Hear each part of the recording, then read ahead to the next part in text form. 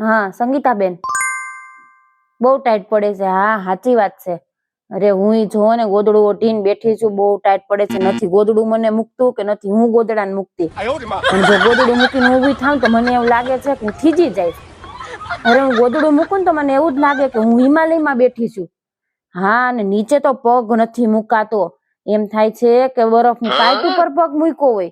અરે એક તો આવો ઠંડો ગાર શિયાળો ચાલુ થયો અને આ મારે કામ એટલું હોય, વગડા જેવું કેવડું મોટું ઘર છે બાપા, મારે તો કામ કરી કરીને અડધી થઈ જાવ. અને હવે તો કેમ વિચાર કરવો પડશે કે આવી ટાઈટનું મારે કામ કરવું કેમ. પાછું મને ઘરમાં કોઈ કામ કરાવવા વાળું નથી. કોઈને એમ ન થાય કે હું 2-5 મિનિટ એને હેલ્પ કરાવું એમ.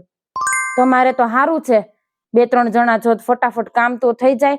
મારે તો હજી વાસણે પડ્યા જ ગાહડો એક તઈ. હા ઓલી મોટી મોટી કોથળાની બોડીયું ભરાય ને એટલા વાસણ છે. હવે કેમ ધોવા? જેમ તેમ કરીને હિંમત જુટાવીને ઊભું તો થવું પડશે ને. મને કોઈ કરાવવા વાળું નહીં એટલે મારે એકલી જ કરવું પડશે. તઈ હું ને હા હારું હાલો હવે કઈક હિંમત થોડીક કરીને આ બરફની પાઇટ ઉપર પગ મૂકીને ઊભું થવું પડશે.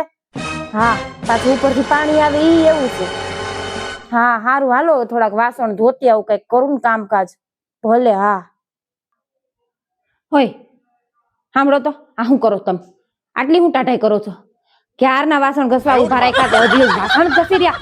ઘડીક વાર હું ફોન લઈને બેસી જાવ તો તમને તો આમ રેઠો પટ મળી જાય.